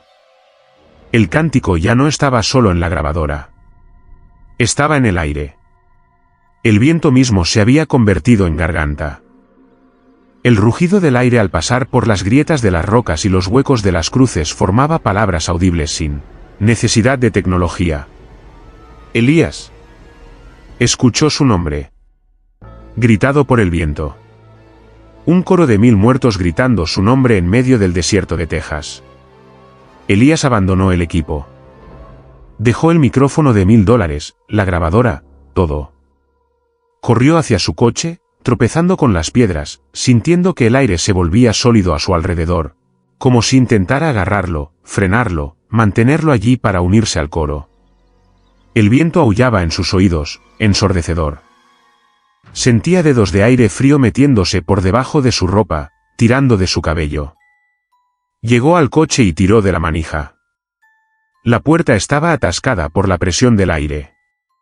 El viento empujaba la puerta contra el marco con una fuerza brutal. «Déjenme ir», gritó Elías, tirando con ambas manos, apoyando el pie en la carrocería. El cántico se convirtió en una risa estruendosa que venía de todas partes. Finalmente, en un momento de calma repentina, la puerta se abrió y Elías cayó dentro. Cerró de un portazo y puso los seguros. Dentro del coche, el silencio debería haber sido su refugio. Pero el coche comenzó a mecerse. El viento lo sacudía violentamente de lado a lado. Y a través de las rejillas de ventilación del tablero, un susurro suave, como el de una serpiente, llenó la cabina. «No te vayas, falta tu voz». Elías arrancó el motor y pisó el acelerador a fondo, conduciendo a ciegas a través de la tormenta de polvo que se había levantado de la nada. Condujo durante 1 hora sin bajar de los 140 km por hora, hasta que las luces de una gasolinera en Alpine aparecieron en la distancia. Nunca recuperó su equipo. Meses después, un excursionista encontró la grabadora de Elías medio enterrada en la arena. Por curiosidad, la encendió y presionó play. Dicen que el excursionista fue encontrado días después vagando por el desierto, con los tímpanos rotos, murmurando una canción que nadie más podía escuchar. Elías, por su parte, vive ahora en una ciudad densamente poblada. Duerme con tapones en los oídos y con una máquina de ruido blanco encendida al máximo volumen. Porque sabe que si hay demasiado silencio, si el aire se queda quieto el tiempo suficiente, volverá a escuchar esa invitación en el viento, llamándolo para completar la armonía. ¿Has escuchado alguna vez al viento silbar tu nombre? Si esta historia te ha hecho subir el volumen de tu música para no escuchar el silencio, dale un me gusta ahora mismo. Y suscríbete al canal, porque en la próxima historia viajaremos a Morelia, México, donde una mujer camina bajo el sol, pero la luz se niega a tocarla. ¿Qué pasa cuando tu sombra decide abandonarte? Déjame en los comentarios, ¿qué es lo más extraño que has escuchado en una grabación de audio? Te leo.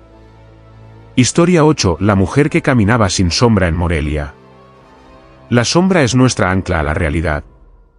Es la prueba física de que ocupamos un espacio, de que somos materia sólida capaz de bloquear la luz.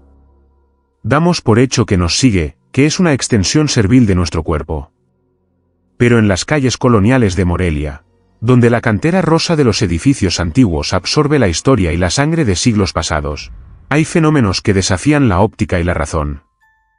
Imagina ver a alguien caminar bajo el sol brillante de la mañana, alguien que parece tan real como tú o como yo, pero que al mirar al suelo, no deja rastro de oscuridad. Esta es la historia de una mujer que desafiaba al sol, y de un hombre que tuvo la mala suerte de notar lo que nadie más veía. El Panteón Municipal de Morelia es un lugar de belleza solemne. Sus muros altos de piedra rosada encierran un laberinto de tumbas, ángeles de mármol y árboles frondosos que dan una sombra agradecida en los días calurosos. Don Jacinto llevaba 30 años trabajando allí como barrendero y cuidador. Conocía cada grieta del pavimento, cada nombre en las lápidas y cada visitante habitual. Era un hombre de rutinas. Cada mañana, a las 7 en punto, abría las rejas principales, barría la entrada y saludaba a los madrugadores que venían a dejar flores frescas antes de ir al trabajo. Entre esos visitantes, había una mujer que siempre llamaba su atención. Era joven, de una belleza clásica y pálida, siempre vestida con ropa negra elegante, un poco anticuada, tal vez de los años 50, con un velo de encaje que le cubría parcialmente el rostro. Nunca hablaba. Pasaba frente a Jacinto con la cabeza baja, cruzaba el umbral y se dirigía siempre hacia el anexo norte, la parte más antigua del cementerio. «Buenos días, niña», decía Jacinto siempre, quitándose la gorra. Ella solo asentía levemente, sin detener el paso. Un martes de mayo, el sol de la mañana era particularmente intenso. El cielo estaba despejado, un azul cristalino que hacía que la luz cayera a plomo sobre la ciudad. Las sombras de los árboles, de las estatuas y del propio Jacinto se recortaban en el suelo con una nitidez de tinta negra sobre papel. Jacinto estaba barriendo cerca de la entrada cuando vio venir a la mujer. Caminaba con su habitual elegancia silenciosa.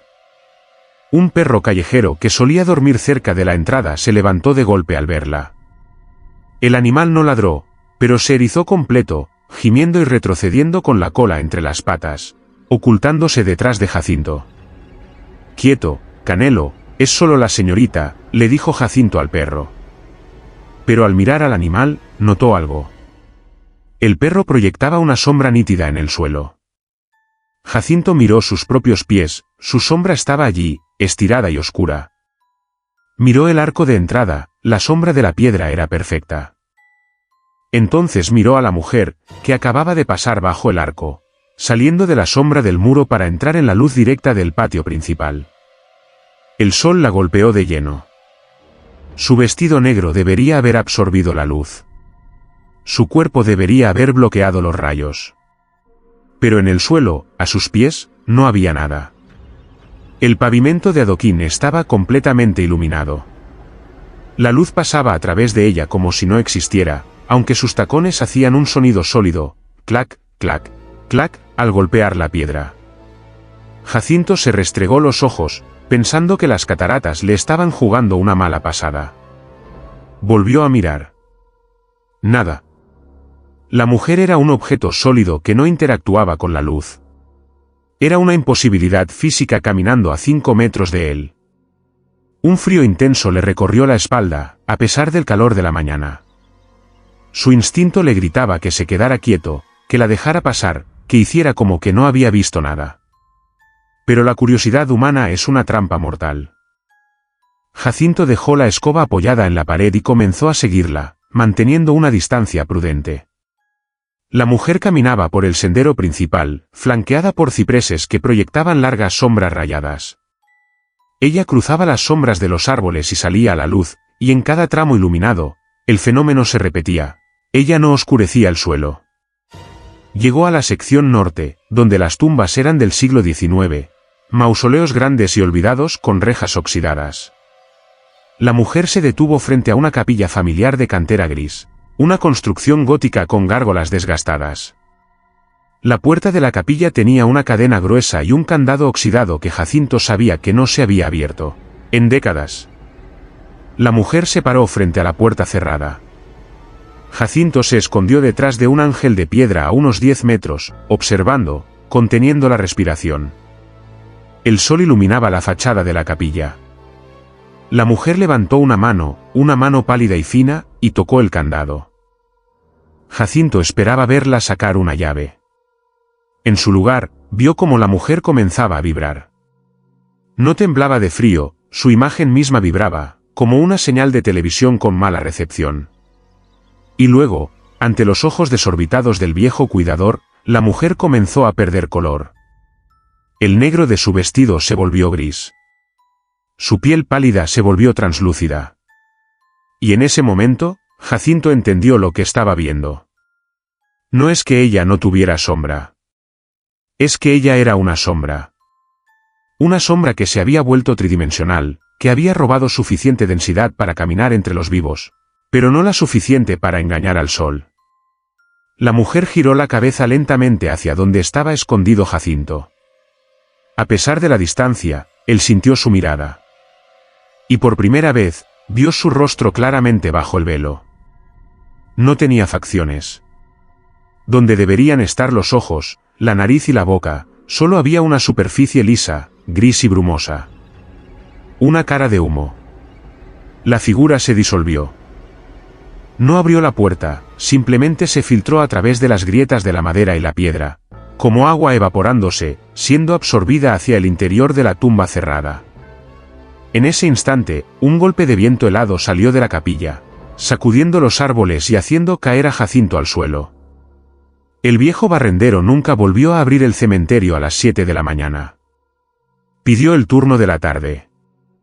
Y dicen los nuevos trabajadores que, a veces, cuando limpian esa sección norte, encuentran que las flores frescas que alguien deja en esa tumba no se marchitan, sino que se vuelven negras y grises, como si alguien les hubiera chupado el color y la vida.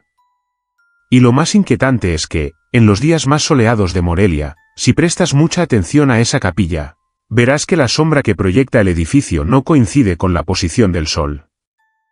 La sombra de la capilla siempre apunta hacia la entrada, como si estuviera intentando escapar, o como si alguien estuviera de pie en el umbral, proyectando una oscuridad que no le corresponde. ¿Alguna vez te has fijado si la persona que camina a tu lado tiene sombra? Tal vez deberías empezar a hacerlo. Si esta historia te ha hecho mirar al suelo con desconfianza, deja tu like para asegurarte de que sigues perteneciendo al mundo de la luz. Y suscríbete al canal, porque en la próxima historia viajaremos a Utah, donde un niño señala una tumba y dice 2 palabras que ningún padre quiere escuchar. No dejes de mirar, nos vemos en la próxima pesadilla. Cuéntame en los comentarios, ¿crees que las sombras tienen vida propia? Te leo. Historia 9. El niño que señaló una tumba en Utah. Dicen que los niños y los animales tienen un velo más fino ante el mundo espiritual. Su inocencia no es ignorancia, sino una pureza que les permite ver lo que los adultos, cegados por la lógica y el cinismo, ya no podemos percibir. Todos hemos visto alguna vez a un niño pequeño saludar a una esquina vacía o reírse con un amigo invisible. Nos decimos a nosotros mismos que es su imaginación, que están jugando. Pero, ¿y si no es un juego? En el estado de Utah, bajo la sombra de las montañas rocosas cubiertas de nieve, una familia descubrió que cuando un niño señala a la tierra y habla, hay que escuchar con atención. Porque a veces, la voz que sale de sus pequeñas gargantas no les pertenece a ellos, sino a alguien que lleva mucho tiempo esperando ser escuchado. Narración. El cementerio de Salt Lake City es un lugar inmenso, una ciudad de muertos que se extiende sobre las laderas de las montañas Wasatch, ofreciendo una vista panorámica del valle que, irónicamente, los residentes del lugar ya no pueden disfrutar. Es un sitio de historia mormona, de pioneros que cruzaron llanuras heladas, y de un silencio que se amplifica con la nieve que cubre el paisaje durante los largos inviernos. Mark y Sarah habían llevado a su hijo de 5 años, Leo, a visitar la tumba de su abuela. Era una tarde de diciembre, fría y cristalina. El sol brillaba sobre la nieve virgen, cegando la vista, pero el aire mordía la piel con temperaturas bajo cero. Mientras los padres limpiaban la lápida de la abuela y colocaban una corona de acebo fresco, Leo, aburrido como cualquier niño de su edad, comenzó a deambular. No te alejes, Leo, advirtió Sarah sin levantar la vista de la lápida. Quédate donde podamos verte. Leo asintió, envuelto en su grueso abrigo azul y su gorro de lana, y comenzó a caminar pateando la nieve con sus pequeñas botas. El niño se alejó unos 20 metros, hacia una sección mucho más antigua del cementerio, donde las lápidas ya no eran de granito pulido, sino de piedra arenisca erosionada por siglo y medio de tormentas. El cementerio estaba vacío ese día, salvo por ellos. Mark, después de unos minutos de oración silenciosa, se levantó y buscó a su hijo con la mirada. ¿Dónde está Leo?, preguntó. Sarah se levantó de golpe. Escanearon el área blanca y brillante. Vieron la pequeña mancha azul de su abrigo detenida frente a una tumba solitaria, alejada del camino principal, casi enterrada bajo un montículo de nieve acumulada por el viento.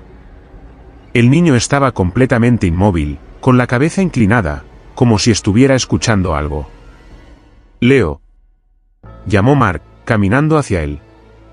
Ven aquí, hace frío. El niño no se movió. No respondió. Seguía fijo, mirando la piedra desgastada. Mark y Sarah se acercaron rápidamente, sintiendo esa punzada de ansiedad irracional que tienen todos los padres cuando sus hijos actúan de manera extraña. Al llegar junto a él, notaron que Leo no estaba jugando. Tenía una expresión seria, adulta, en su rostro infantil. Sus ojos, normalmente vivaces y risueños, estaban clavados en la lápida con una intensidad vacía. La tumba era antigua. La piedra estaba tan carcomida que apenas se podía leer la inscripción. Solo se distinguía un año, 1882. Y un nombre parcial, J. Eremia. No había flores, ni señales de que alguien hubiera visitado ese lugar en los últimos 100 años. «Leo, cariño, ¿qué haces aquí?», preguntó Sarah, poniéndole una mano en el hombro. El niño se sentía rígido bajo el abrigo, tenso como una cuerda de violín. Leo no miró a su madre. Levantó lentamente su mano derecha, con el dedo índice extendido, y señaló directamente al centro de la tierra, justo donde estaría el pecho del difunto bajo 2 metros de suelo y nieve. «Está triste», dijo Leo. Pero su voz sonaba extraña. No era la voz aguda y cantarina de un niño de 5 años. Era una voz plana, monótona, desprovista de emoción. Mark sintió un escalofrío que no tenía nada que ver con el invierno de Utah. «¿Quién está triste, campeón? No hay nadie aquí. Vámonos al coche, hay chocolate caliente». Leo no bajó el brazo. Su dedo seguía acusando a la tierra. No se ha ido, susurró el niño. Sara intercambió una mirada de pánico con Mark. Intentó tirar suavemente de Leo, pero el niño estaba plantado en el suelo con una fuerza sorprendente para su tamaño. Parecía anclado por la gravedad de la tumba. Leo, nos vamos ahora, dijo Mark con tono autoritario, tratando de romper el trance. Entonces, Leo giró la cabeza lentamente hacia su padre. Sus ojos parecían más oscuros, las pupilas dilatadas hasta comerse el iris azul. Una sonrisa leve, torcida y carente de alegría, se dibujó en sus labios. Papá, dijo Leo, pero la entonación era incorrecta, como si estuviera probando la palabra por primera vez. Él dice que tiene frío. Dice que le dejaron aquí solo cuando la carreta se rompió. Dice que esperó a que volvieran, pero la nieve lo cubrió antes de que mamá regresara. Sara se tapó la boca con la mano, ahogando un sollozo. Mark retrocedió un paso, horrorizado. Leo, basta. Eso no es gracioso. El niño volvió a mirar a la tumba. Se arrodilló en la nieve, ignorando el frío que debía estar empapando sus pantalones. Puso la palma de su mano sobre la piedra helada, acariciándola con una ternura grotesca. Me está preguntando si puede ir con nosotros, dijo Leo. No. Gritó Sara, presa del pánico instintivo. Mark, cógelo. Mark se abalanzó sobre su hijo, levantándolo en brazos. Leo no luchó, pero su cuerpo estaba helado, mucho más frío que el aire ambiente. Mientras Mark corría hacia el coche con el niño en brazos, y Sara corría detrás, Leo apoyó la barbilla en el hombro de su padre, mirando hacia atrás, hacia la tumba solitaria que se alejaba. Y entonces, justo antes de que Mark abriera la puerta del coche, Leo habló una última vez. Pero no habló sobre el muerto. Habló como el muerto. Con una claridad aterradora, con un tono profundo y antiguo que resonó en el aire silencioso del cementerio, el niño levantó la mano, señaló hacia la tumba que dejaban atrás y luego se señaló a sí mismo, a su propio pecho. Allí dormía, dijo el niño. Pero aquí sigo. Mark metió al niño en el coche y aceleró, derrapando sobre el hielo, huyendo de la montaña. Durante el trayecto a casa, Leo se durmió profundamente. Cuando despertó, un par de horas después en la seguridad de su salón caliente, no recordaba nada. Preguntó por su chocolate y jugó con sus legos como si nada hubiera pasado. Pero Mark y Sara nunca volvieron a ser los mismos. Porque esa noche, mientras bañaban a Leo, vieron algo que confirmaba que no había sido solo imaginación. En el pecho del niño, justo sobre el corazón, había una marca de nacimiento que no estaba allí esa mañana. Una mancha roja, difusa, que tenía la forma exacta de una mano pequeña, de dedos huesudos, agarrándose a él desde dentro. Investigaron la tumba meses después, en los registros históricos de la ciudad. La tumba pertenecía a Jeremiah, un niño de 6 años fallecido en 1882 durante una ventisca severa, hijo de unos colonos de paso. La causa de muerte registrada fue congelación. Jeremiah había muerto esperando. Y ahora, los padres de Leo viven con el terror constante de que, en cualquier momento, su hijo vuelva a mirarlos con esos ojos oscuros y antiguos, y les recuerde que el niño pionero encontró, por fin, un lugar cálido donde quedarse. Sitio y final. Los niños son puertas abiertas, y a veces, lo que entra no vuelve a salir. Si esta historia te ha hecho mirar a los pequeños de tu familia con un poco de recelo, dale un me gusta al vídeo para proteger tu hogar. Y asegúrate de suscribirte y activar la campana. Nos queda una última historia, la más oscura de todas. Viajaremos a España, a Soria, donde la tierra misma tiene boca y conoce tu nombre. ¿Estás preparado para el final? Déjame en los comentarios, ¿alguna vez un niño te ha dicho algo que te puso los pelos de punta? Te leo. Historia 10. La fosa que susurraba nombres en Soria. Introducción persuasiva. Hemos llegado al final. Hemos recorrido el mundo, desde Chicago hasta Michoacán, escuchando ecos, viendo sombras y sintiendo el frío de la muerte. Pero hay un terror final, uno más íntimo y personal. ¿Qué es lo que más te asusta? ¿Ver un fantasma? ¿Sentir una mano fría? No. Lo que más asusta es saber que la muerte te conoce. Que sabe quién eres, dónde vives y cómo te llamas. En la provincia de Soria, tierra de poetas y paisajes austeros, existe una leyenda moderna sobre una fosa en un cementerio rural. Una fosa que no se llena con tierra, sino con secretos. Y si te acercas lo suficiente, escucharás que no está vacía. Está pasando lista. Y reza, reza con todas tus fuerzas, para no escuchar tu propio nombre saliendo de la oscuridad. Narración. El cementerio de El Espino, en las afueras de Soria, es un lugar donde el tiempo parece haberse detenido hace siglos. Situado en un alto, azotado por el viento frío del Moncayo, es un recinto de soledad absoluta. La tierra aquí es dura, seca, reacia a abrirse para recibir a los muertos. Los cipreses, altos y negros como agujas, cortan el cielo gris, vigilando el descanso de generaciones. Ramón era el sepulturero más veterano de la comarca. Un hombre de 60 años, de pocas palabras y rostro curtido por el sol y el viento. No creía en fantasmas. Para él, los muertos eran simplemente trabajo, cavar, enterrar, limpiar. Había enterrado a amigos, a vecinos, incluso a familiares, siempre con la misma eficiencia estoica. La muerte era parte de la vida en Soria, tan natural como el frío en invierno. Aquel mes de noviembre, el ayuntamiento había ordenado la ampliación del cementerio hacia la zona oeste, un terreno pedregoso que colindaba con un viejo bosque de encinas. Ramón tenía que cavar una serie de fosas preventivas antes de que el suelo se congelara por completo con la llegada de las nieves. Llevaba 3 días trabajando en la fosa número 7. Era un agujero profundo, de casi 3 metros, más hondo de lo habitual porque la tierra allí era inestable. Era el atardecer del tercer día. El cielo estaba teñido de violeta y el viento había dejado de soplar, creando un silencio sepulcral que presionaba los oídos. Ramón estaba en el fondo del agujero, igualando el suelo con su pala. Se detuvo para secarse el sudor y tomar un trago de agua. Fue entonces cuando lo escuchó. PSS, PSS.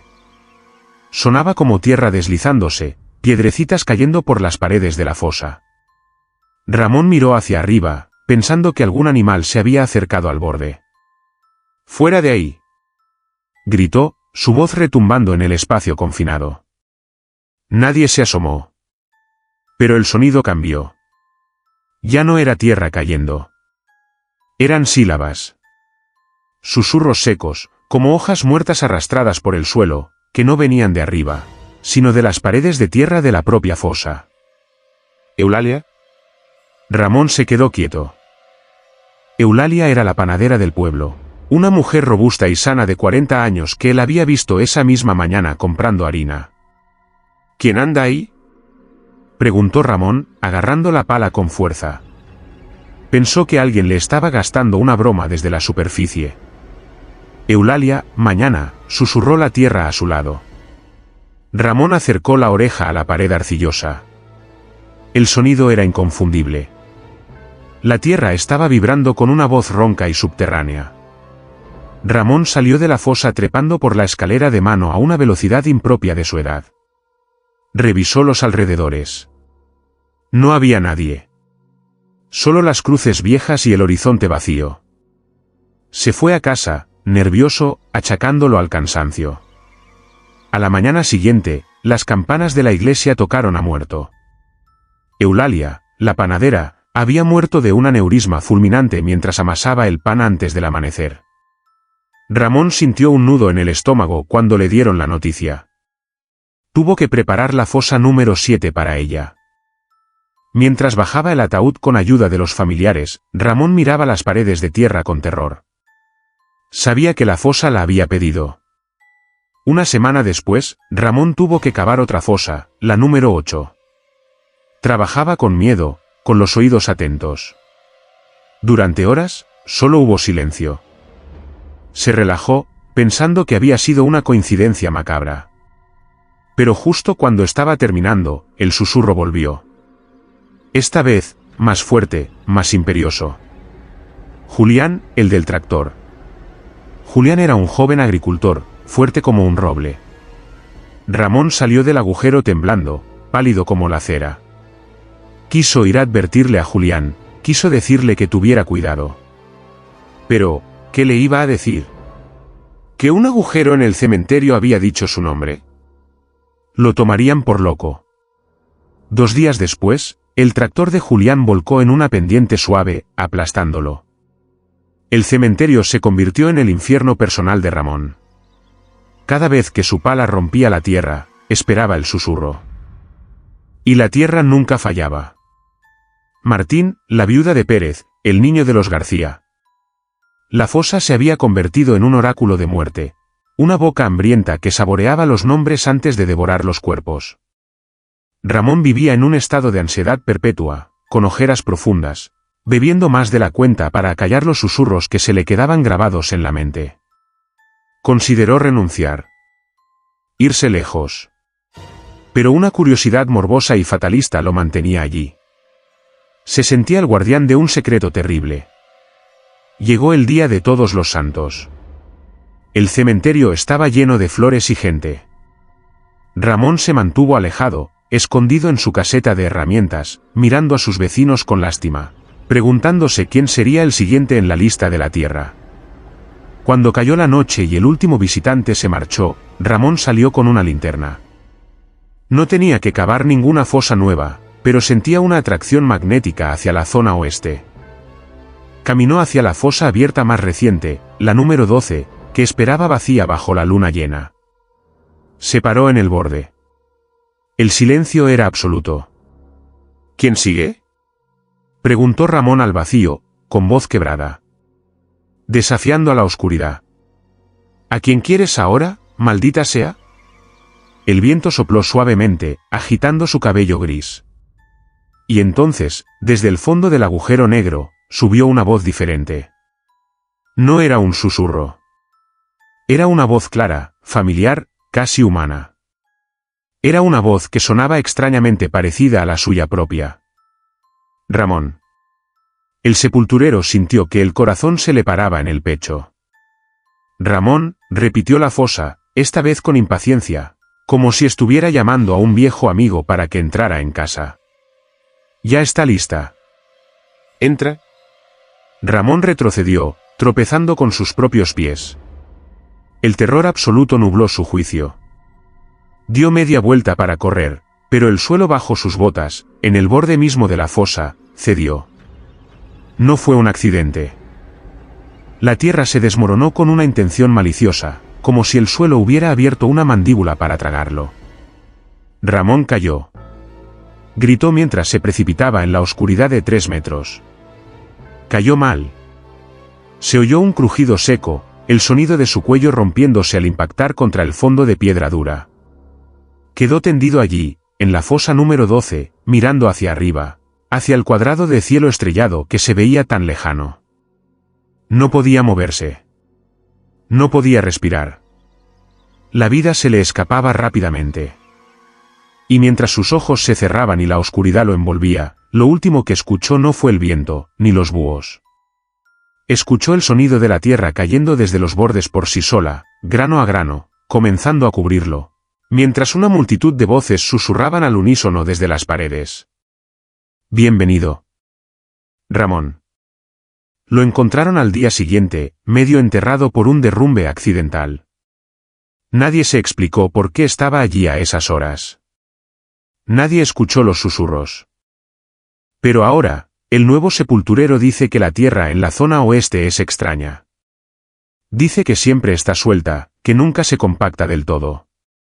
Y que a veces, cuando hay mucho silencio, le parece escuchar a alguien cavando desde abajo, intentando salir, o quizás, cavando más profundo para hacer sitio a los que vendrán.